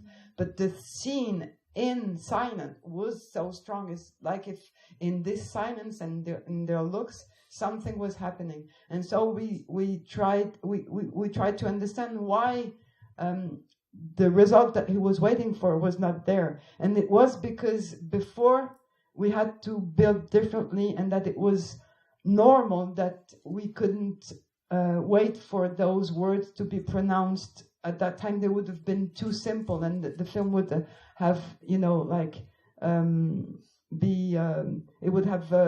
would fall, because all the tension was about those words. So it was too easy, So it's a little bit difficult to explain, but when you look at the things that miss differently, you understand another way, another part of the project that you couldn't really realize before. Is it clear? Well, I don't want to be too long, so I try to be short, and then I put a long thing again, and so after I get a little bit mixed up.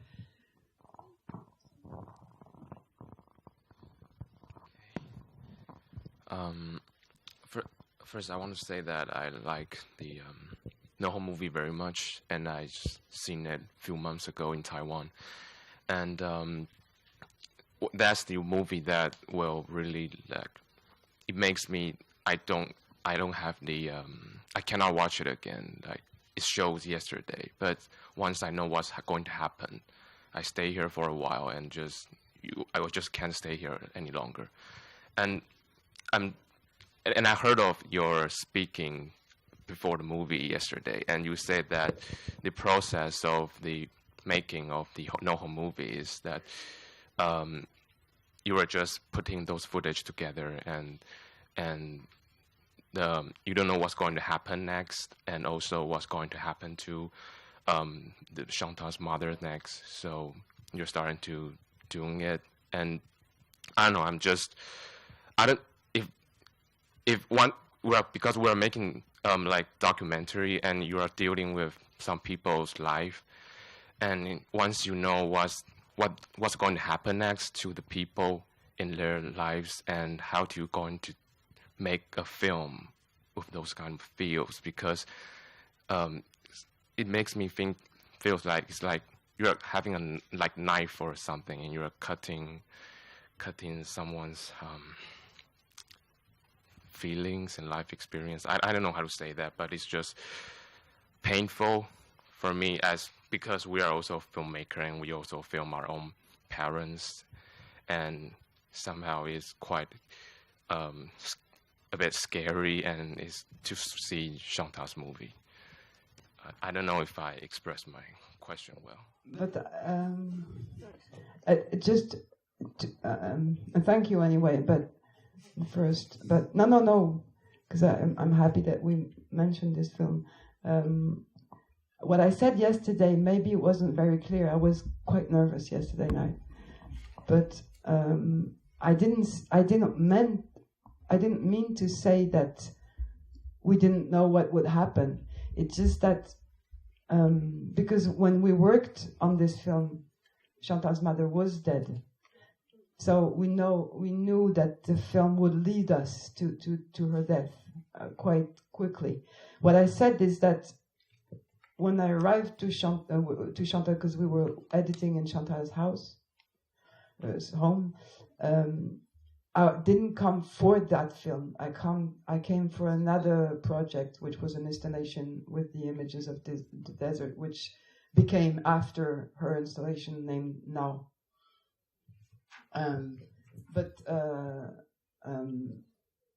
So we didn't really know what we would do. We didn't know that if there was a film, and she had filmed for 2 years, and she had a little bit forgotten what she had filmed, because she was filming just like this. When she was feeling there was something to film, she would film, but she didn't really know why.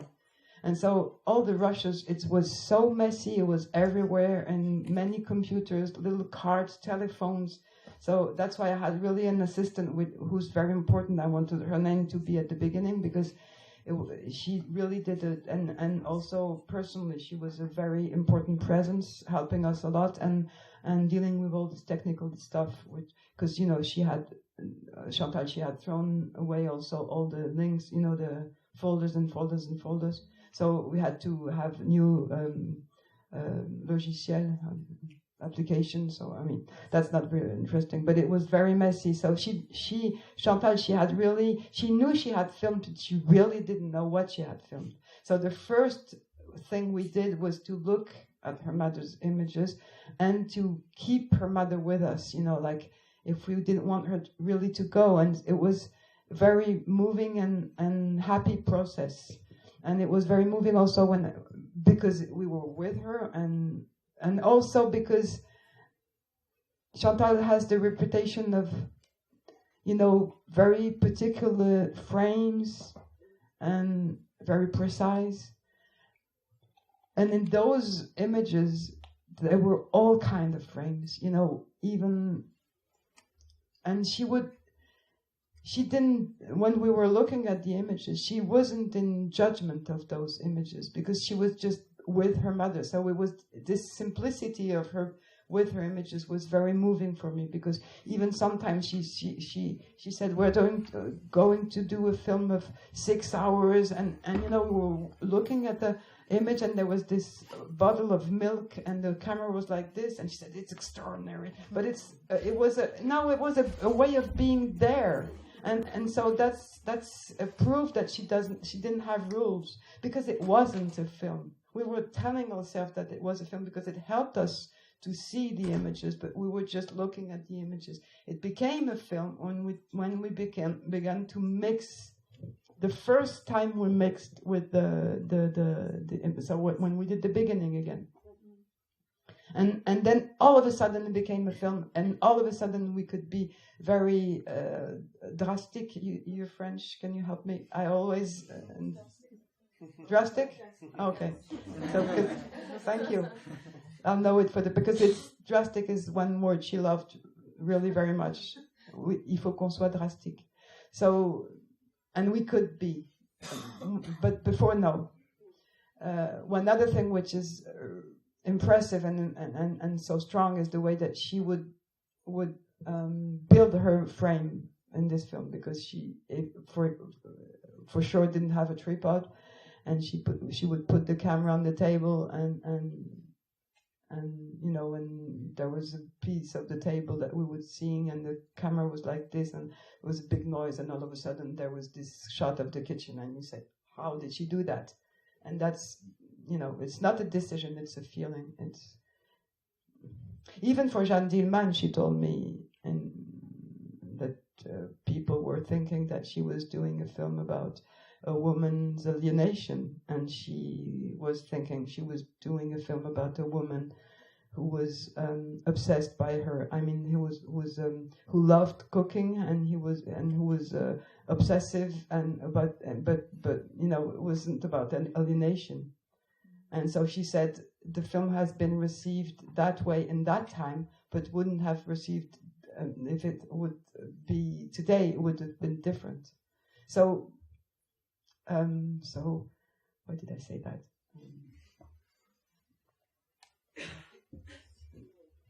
Yeah. Thank you. So yeah, her work was very, very much led by her feelings, but her feelings were very much nourished by her thoughts, because she was always thinking, always questioning, always. And this thinking and questioning is like a labor of the you know, when you want to plant something, you do you go and labor, labour. Yeah, and so that the earth is not so tough, and this thinking, it's this labor, and that's what creates the strength and the profoundness, the deepness of the images. but honestly, I'm not sure I answered your question.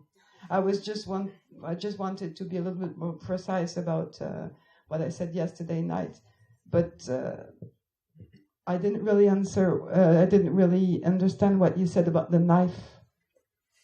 Sorry, I was so nervous. How to say that?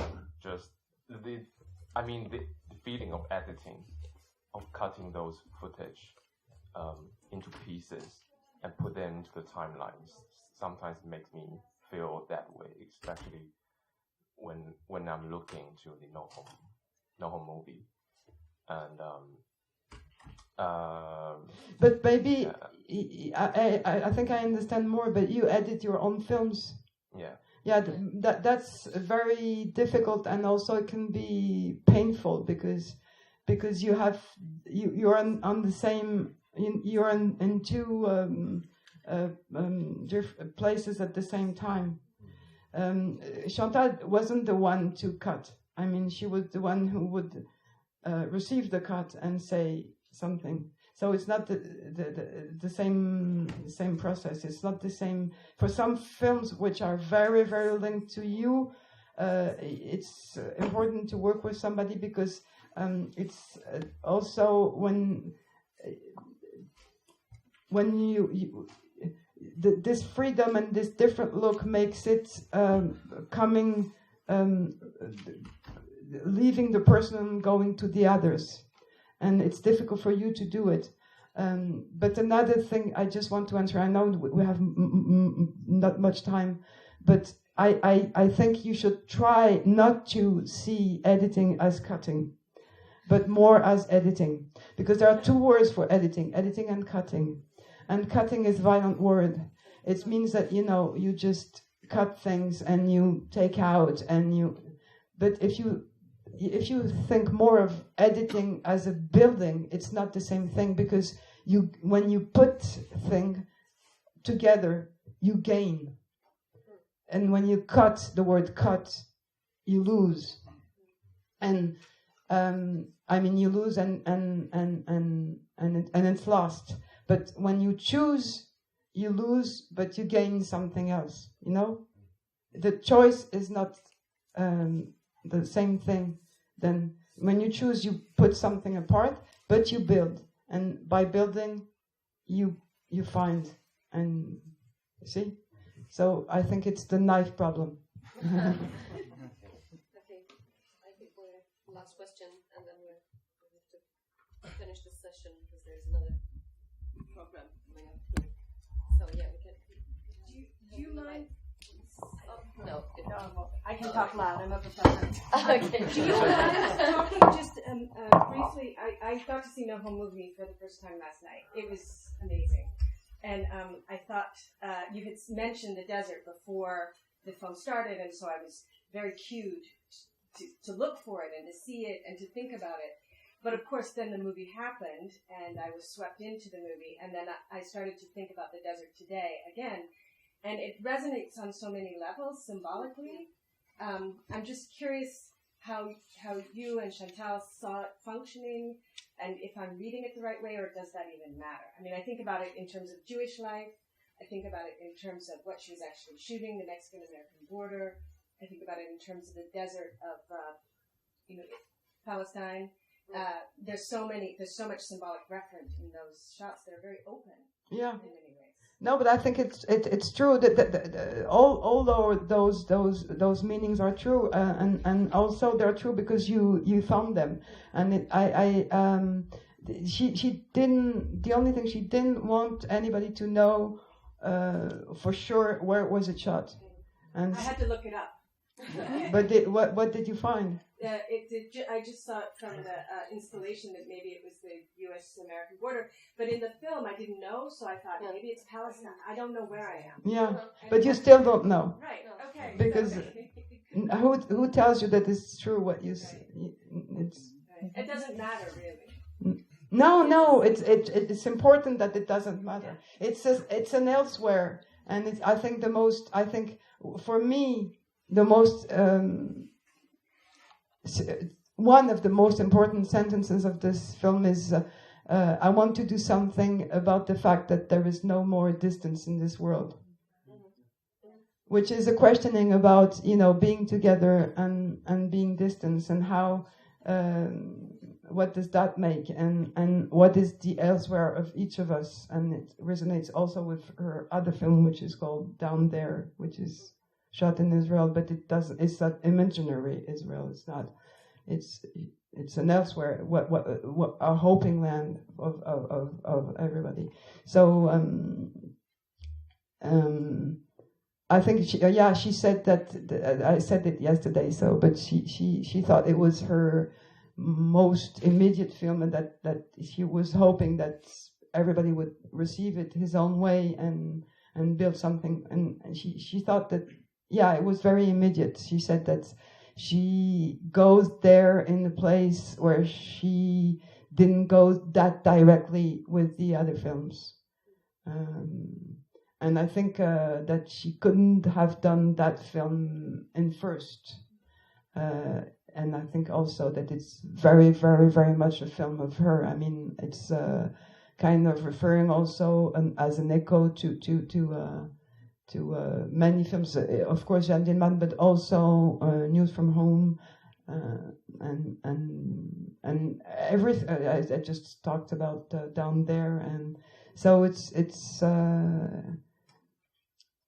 I think it. And you're right to have felt all those things, but the only thing is that we didn't work as in a symbolic way, even if it can be. We were. To explain to you a little more, when we put the tree and then the green guy on the bench, Chantal said, we really needed this green calm after this. It's written somewhere, after this windy and resistance. So it was really about atmospheres, beauty, rhythm, but rhythm, colors, more, and we knew that we wanted to go with the mother and go and leave her, and go her and leave her, and with those Skype's moments, it's true that it's she's away when it happens, and it's like if. It's easier to be close when there is this distance, and that's very linked to Chantal's work, because she never thinks that you have to film in the very exact place that you want to talk about. So this distance in the world and is very important. And but we know, she in Locarno, she said it's a film about loss, and that's obvious also. And we knew that we were going there. I'm sorry, but we have to close this session. Thank you, Claire, very much for being with us. You. And thank you for